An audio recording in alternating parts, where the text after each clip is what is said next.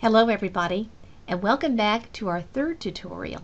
I'm Cynthia Kane, and in this tutorial we're going to be covering some more specific resources in terms of career counseling and finding out a little bit more about jobs and careers to help people make decisions more effectively. I'm also going to be showing you two resources in particular that will help you with the American Psychological Association, or APA, citation styles. So let's go ahead, and we're going to start directly this time on the library's webpage. Now this will look familiar from our second tutorial. We're going to go to Databases, and I'm going to show you one database in particular for this tutorial that you may or may not have worked with before. This is under the letter M, under the A to Z list of databases. And this one is called the Mental Measurements Yearbook. Now this one is a little bit different. This is not the same as PsycInfo or SocIndex with full text or other databases that talk about different topics. The Mental Measurements Yearbook, as we see here, contains full text reviews of standardized tests. So why would we want to use this? Well, we're going to go ahead and click on Mental Measurements Yearbook. And as we saw in our second tutorial, since I'm off campus, I need to type in my BuzzIn username and password.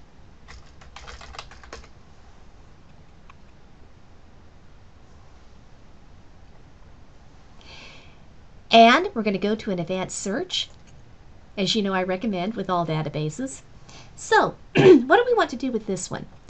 Well, at this point, I might be working with a client, and I might be interested in some type of standardized test or standardized instrument out there that could help my client make better and more informed decisions about a career that he or she would be interested in. But I really don't know what's out there. And I also don't know about the validity or reliability of different instruments that might be out there for careers or career counseling. This is where Mental Measurements Yearbook can really help. It is not going to give you the actual standardized test, but it will tell you the information about the test, plus the validity, plus the reliability, the intended audience, and then how to get copies of the test and how much the test would actually cost. So it will give you that type of information. So let's go ahead, and as you know, I tend to go to a little bit more of a restricted search. So I could select just test name or test category or population or purpose. But I'm going to keep this a little bit broad this time, and I'm just going to type in career. So I'm keeping this as a little bit of a deliberately broad search. And I'm glad that I did this. Now this is really interesting. I have 187 tests, basically 187 results. But remember, this is all going to give me the full text of different test reviews. So here's one, for example, that's called the Career Motivation Profile. This was reviewed in the 19th edition of Mental Measurements Yearbook in 2011. So that's relatively recent. Let's go ahead and click on the full text. And this will tell me about the test. It's a 40-item inventory designed to evaluate certain personality characteristics and/or specific skill sets. And as I go down, it'll tell me a little bit more about how the test is actually administered, the time limits, the reliability, the validity. And here's the actual review of the test itself. And I love this with the Mental Measurements Yearbook because this is going to tell me everything that I need to know about a standardized test or a standardized instrument. And when I go back up, I could, if I wanted to, print out the complete review of this test, or I could email it to myself as well. Now, you notice that there's a link here to cite. Normally, I would say click on that citing feature, but for the Mental Measurements Yearbook database, I'm going to tell you not to do that. And this is going to make a little bit more sense in just a few minutes. Again, I can go back to my result list, and I can look at a lot of different tests that are here that deal with careers, career counseling. Some of these will get a little bit less relevant as I scroll down. Now, if I happen to know the specific name of a test, such as the Myers-Briggs test indicator, or type indicator. And the Myers-Briggs type indicator, of course, is one of the more well-known ones for certain personality types, 16 types in all. I could type in the name of that test, such as the Myers-Briggs type indicator, or MMPI, and then that would actually get me into the specific test itself in terms of the test review. But again, if you don't happen to know a specific name of a test, you can do a keyword search just as I did. I could do career counseling, rehabilitation counseling, and then find different reviews of tests in Mental Measurements Yearbook. So I do really like this one. I wanted to show you another resource too that actually you can just get to from Google, because it is a government website. It's government information actually, and it's called the Occupational Outlook Handbook. Some of you might remember the Occupational Outlook Handbook if you ever used that in high school on trying to decide upon a major field of study or a career. This is also available online, and it's from the United States Department of Labor, Bureau of Labor Statistics.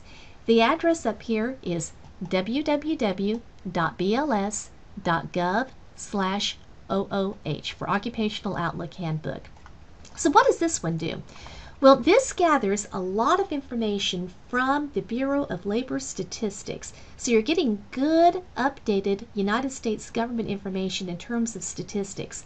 And the great thing about this is if you were working with a client, you or the client could just type in the name of a profession, and then this is going to tell you everything that's current about that profession. What is the job outlook? What's the salary range? What is the level of education that's expected to be able to pursue this field?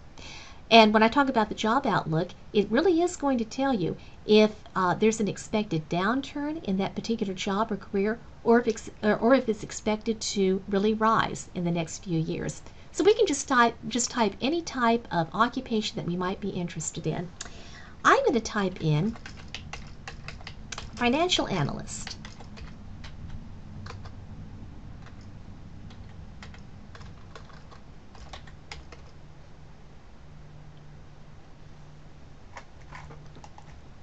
And I need to click here.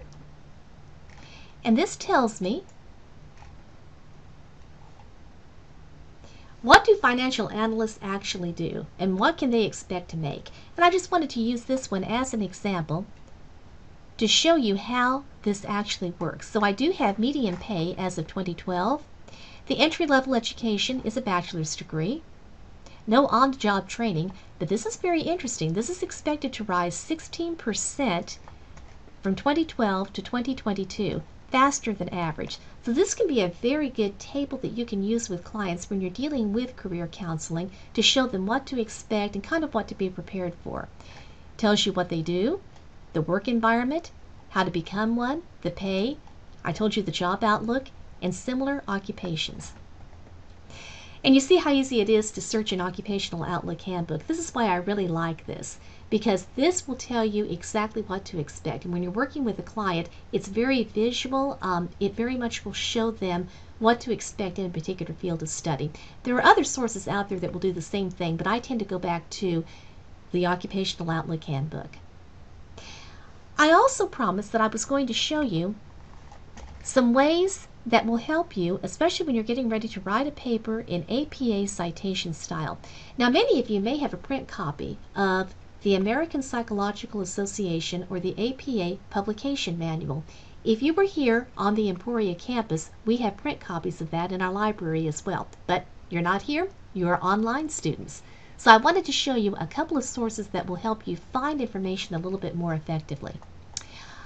I have a guide that I wrote, and this is emporia.beta.libguides.com/APA. This is a guide that I wrote specifically to help you with the most current ways or the most common ways of doing APA citation style. And what I've done in this is just showed you, for example, with periodicals, these are sample ways of citing articles in APA form, depending on the format that you have, if it's print or electronic, if it's from a database, and so forth. Now I'm going to caution you on this one. I wrote this, but I am not an employee of APA, and because of that, do not use this as your only basis for APA citation style on trying to figure out how to do a periodical or a book. Always go back to an APA publication manual if you do have that in print form. I'm also going to show you some other sources that are from the American Psychological Association that you can go to as well. I cautioned just a few minutes ago that I didn't want you back here when I go to this on the Mental Measurements Yearbook. I didn't want you to use the cite feature. I'm going to show you now why I said that. On the APA citation style guide that I have a link to another library that shows you how to cite test reviews in the Mental Measurements Yearbook. I really encourage you to use this link if you need to cite anything from the Mental Measurements Yearbook database. And the reason is that this is going to walk you through the process. So basically what you do with this is put down the author of the test, the fact that it's a test review of a specific test. You will actually give the title of the Mental Measurements Yearbook that it's from, and you'll be able to find this when you're in the Mental Measurements Yearbook. So when I go down here, for example, this tells me this is from the 19th Mental Measurements Yearbook. And the important part that you need to put here is that you are using the electronic version. This was retrieved from the Burroughs Institute Mental Measurements Yearbook online database. It's very important to put this when you're citing a test review from Mental Measurements Yearbook because that shows that you're using the online version. Unfortunately, as I mentioned, if you were to use the cite feature, it just simply is not going to give you that accurate information. So I wanted to give you that in my guide. Let's click back here. And again, what I've done is tried to show you different ways on my APA citation style guide of citing information.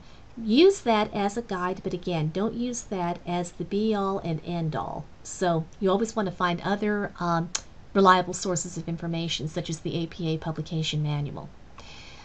Another one that you can use that I happen to like very much is the APA Formatting and Style Guide from the Purdue University Online Writing Lab. In other words, OWL at Purdue University. Some of you may have used this. I do have the link up here, and I have a guide that I'm going to be creating for your class that will have all this information as well. The OWL at Purdue Online Writing Lab is another good supplementary source for questions that you have about different citation styles. So for example, with APA, this will give you the basics for doing in-text citations, those parenthetical citations that you do within the context of a research paper. It will also show you different ways of citing books, electronic resources, and so forth. One thing they have here that I really like is an APA sample paper. And when I click on this link, this is actually going to show you a sample research paper in the APA citation style, and it's going to include everything that you need: a running head, your cover letter, your cover sheet, the abstract, and will also give you the guidance on doing in-text citations for direct quotes and indirect quotes, how you label your paper according to headings and subheadings within the context of the paper, and so forth. A sample paper is also included in the APA Publication Manual in print, but this is a good way with the OWL at Purdue site to get some quick help, particularly when you're writing a paper and you can't quite remember maybe how to format it, or how a running head would look, or how an abstract would look. So I did want to show you this as well. I'm going to close this and go back here. At this point, this concludes our third tutorial for doing research for your CE820 class. And I hope that this is kind of giving you a good start in the right direction. As always, I encourage you to contact me, Cynthia Kane, ckane1@emporia.edu. I'm here to help. I'm here to give you any assistance that I can on getting started with your research so that you can do a really good and effective job. Good luck, have a wonderful class, and a great experience.